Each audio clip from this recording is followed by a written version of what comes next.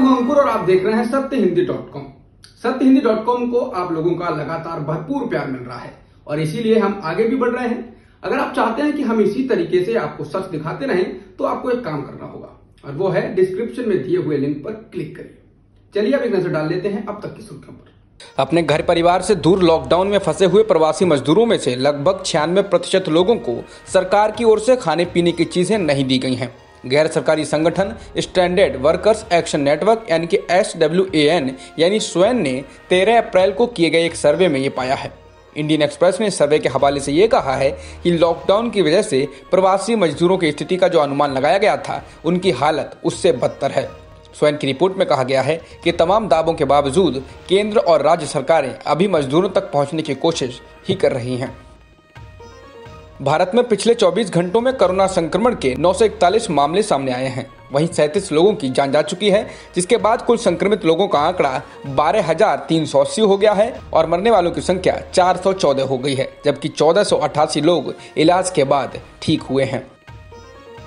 Indian council of medical research यानी कि ICMR के रमन गंगाखेडकर ने बताया है कि देश में अब तक 2,90,000 लोगों का सैंपल टेस्ट किया गया है। उन्होंने ये भी जानकारी दी कि देश में 5 लाख रैपिड टेस्ट किट्स आ गए हैं और जरूरत पड़ने पर 2 शिफ्टों में 78,000 लोगों का टेस्ट करने की क्षमता है। उनके मुताबिक देश के पास 8 सप्ताह तक टेस्ट कराने की क्षमता है। वहीं स्वास्थ्य मंत्रालय के मुताबिक देश के 325 जिलों में कोरोना संक्रमण का कोई मरीज सामने नहीं आया है। राहुल गांधी ने कहा कि इस वक्त वो नरेंद्र मोदी सरकार के साथ तू मैं नहीं करना चाहते हैं। उन्होंने कहा कि ये सरकार और विपक्ष के बीच लड़ाई का नहीं बल्कि ये कोरोना वायरस से लड़ने का समय है। उन्होंने कहा कि उनका काम सरकार को सुझाव देना है, सुझाव को मानना है या नहीं मानना है ये सरकार के हाथ में है। कोरोना को लेकर कांग्रेस के पूर्व अध्यक्ष राहुल गांधी ने आज प्रेस कॉन्फ्रेंस की, जिसमें उन्होंने कहा कि लॉकडाउन सिर्फ एक पॉज बटन है, ये कोरोना संकट का सॉल्यूशन नहीं है। जब लॉकडाउन से बाहर आएंगे तो इसका असर फिर दिखना शुरू हो जाएगा। लॉकडाउन सिर्फ आपको एक वक्त देगा ताकि आप तैयारी कर सको। कांग्रेस नेता ने कहा कि कोरोना को हराने के लिए टेस्ट की संख्या को बढ़ाना होगा और वायरस से आगे रहकर काम करना होगा।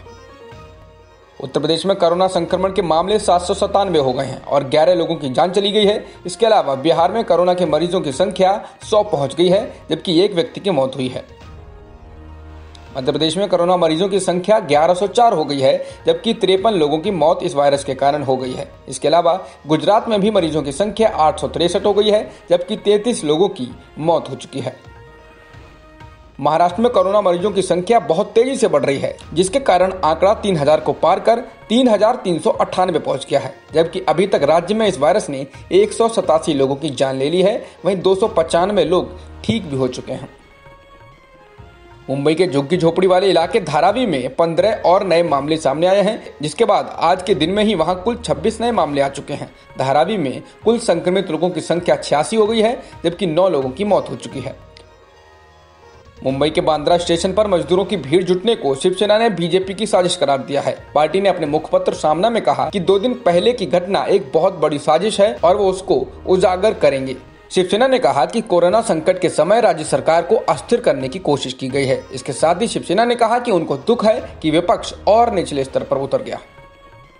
देश में लगातार कोरोना के मामले बढ़ते देखकर क्रिकेट का सबसे लोकप्रिय टूर्नामेंट IPL अनिश्चित काल के लिए रद्द कर दिया गया है। BCCI ने कहा कि खिलाड़ियों के स्वास्थ्य और सुरक्षा को मद्देनजर रखते हुए इस खेल कार्यक्रम के आयोजन को अगली सूचना तक निलंबित कर दिया गया है।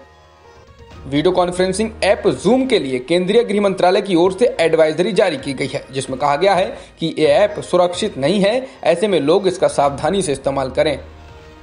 दुनिया में कोरोना से संक्रमित लोगों की संख्या 20,97,000 से ज्यादा हो गई है, जबकि मरने वालों का आंकड़ा 1,35,000 से ज्यादा हो गया है। इसके अलावा 5,23,000 से ज्यादा लोगों का इलाज भी सफलतापूर्वक किया जा चुका है। अमेरिका में कोरोना वायरस के कारण मरने वालों का आंकड़ा 30,000 को पार कर गया है। इसके साथ ही अमेरिका में किसी भी देश से ज्यादा संक्रमित पाए गए हैं। अमेरिका में कुल संक्रमित लोगों की संख्या 6,37,000 से ज्यादा हो गई है। अमेरिका के बाद इटली में सबसे ज्यादा मौतें हुई हैं। इटली में मरने वालों की संख्या 21,000 को पार कर गई है। अब तक की खबरों में इतना ही। बाकी खबरों के लिए बने रहिए सत्यहिंदी.com के साथ।